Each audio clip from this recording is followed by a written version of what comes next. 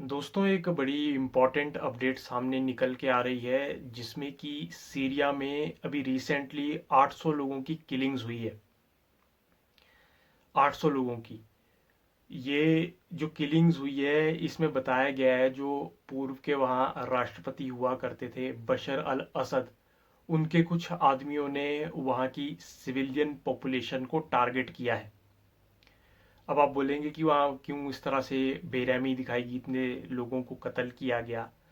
तो दोस्तों जो बशर अल असद की सरकार थी, वो रेजीम चेंज करके मतलब तख्ता पलट करके हटाई गई अल जुलानी के द्वारा। अभी जो रिसेंटली जो वहाँ का राष्ट्रपति है, जो वहाँ का प्रेसिडेंट है, वो अल जुलानी है। तो वहाँ उसका बशर अल असद की सरकार का तख्ता पलट करके अल जुलानी को वहाँ पे गद्दी सौंपी गई, वहाँ पे उसको प्रेसिडेंटशिप सौंपी गई। और फिर बशर अल असाद की तरफ से भी फिर ये सॉरी अल जलानी की तरफ से भी फिर ये एक स्टेटमेंट आता है कि भाई जितने भी ये लोग मारे गए हैं असद के जो आदमियों के द्वारा, जो उसके हिमायती है, जो उसके लॉयलिस्ट हैं, उसके द्वारा, वो उन सबको हंट करके उनको खत्म करने की बात कर रहा है। दोस्तों ये जो मिडल ईस्टर्न कंट्रीज है, यहाँ इसी तरह से ये कत्लेआम, वो खून खराबा बहुत चलता रहता है और यहाँ पे डेमोक्रेसी तो है नहीं, तो एक दूसरे का तख्ता पलट करके यहाँ सरकारें बनती है। और जो तख्ता पलट करते हैं वो बड़ी पावर्स हैं। उन कंट्रीज में जो तख्ता पलट, ऐसे तो नहीं, अपने आप तो नहीं तख्ता पलट होता, पर जो तख्ता पलट करते हैं वो बड़ी पावर्स है वहाँ पे। जैसे कि ईरान ईरान के द्वारा या रशिया के द्वारा एक आदमी वहां बिठाया गया था जिसको बोला जाता है बशर अल असद। वो उनका पपेट प्रेसिडेंट था। अब ये उनके इंटरेस्ट को पूरा कर रहा था, रशिया, ईरान और चाइना के इंटरेस्ट को। पर ये यूएस और इसराइल के इंटरेस्ट के खिलाफ जा रहा था। तो यूएस और इसराइल ने मिलके क्या किया, वहां पे बशर अल असाद का तख्ता पलट कर दिया, उसका रेजीम चेंज करके वहां पे अल जौलानी की सरकार बना दी। और दोस्तों इसमें एक चीज देखने वाली बात है, जो बशर अल असद है वह एक शिया मुस्लिम है, और जो अल जुलानी है वह सुन्नी सेक्ट से आता है, सुन्नी इस्लाम मानने। इसमें दो सेक्ट होते हैं, शिया और सुन्नी। तो इसमें आपने एक चीज देखनी, जो अभी रिसेंट किलिंग्स हुई है जिन 800 लोगों की, उसमें अलाविटीज मारे गए हैं। अलाविटीज, अलाविटीज मतलब followers of the Ali.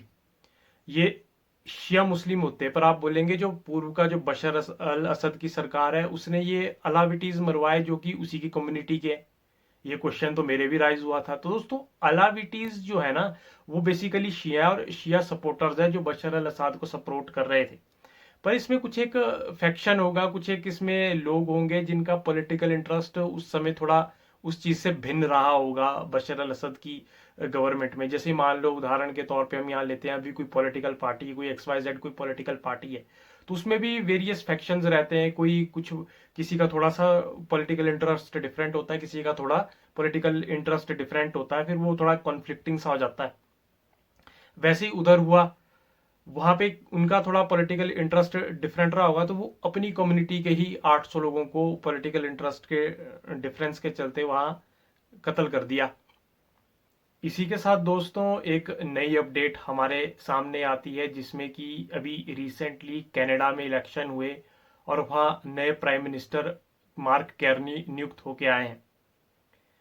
Mark कैर्नी 1,31,000 votes के साथ जीते हैं। दोस्तों ये वही व्यक्ति है, जब साल 2008 में जब रिसेशन आया था, जब फाइनेंशियल क्राइसिस आए थे, तब इन्होंने चीज़ों को ओवरसॉ करके चीज़ों को इन्होंने उस समय देखा था।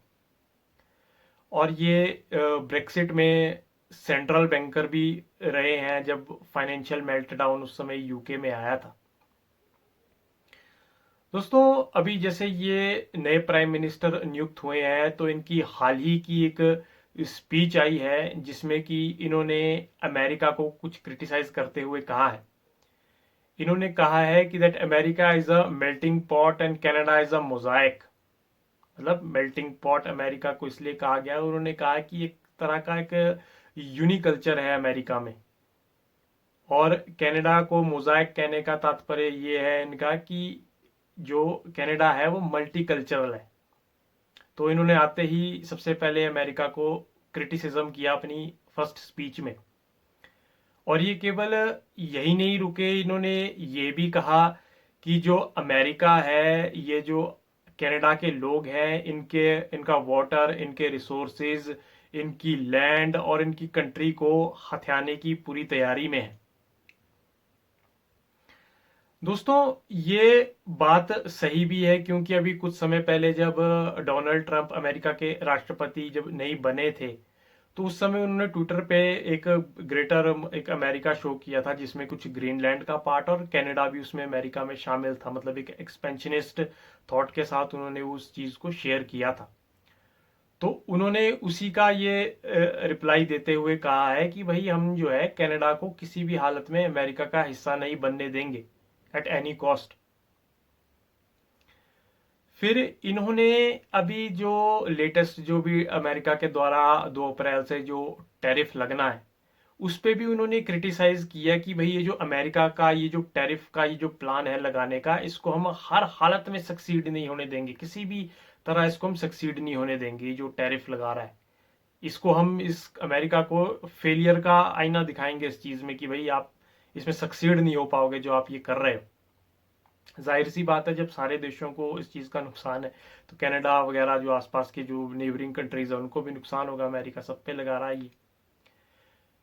फिर साथ में उन्होंने ये भी कहा है कि भाई ये तब तक चलता रहेगा जब तक आप इस चीज पे नहीं आओगे कि भाई टैरिफ हटाया ना जाए। आप जब तक ये कमिटमेंट नहीं करोगे कनाडा के साथ फ्री ट्रेड की। इनमें इनका एक एग्रीमेंट भी हुआ है दोस्तों, जो मैंने आपको एक पिछली वीडियो में बताया था कि किस तरह से जो 3 नॉर्थ अमेरिकन कंट्रीज है, मैक्सिको है, अमेरिका है, कनाडा है, इन 3 में एक एग्रीमेंट बना था फ्री ट्रेड का, जिसको ये जो टैरिफ की जो ये नई पॉलिसी आई है ये वायलेट कर रही है।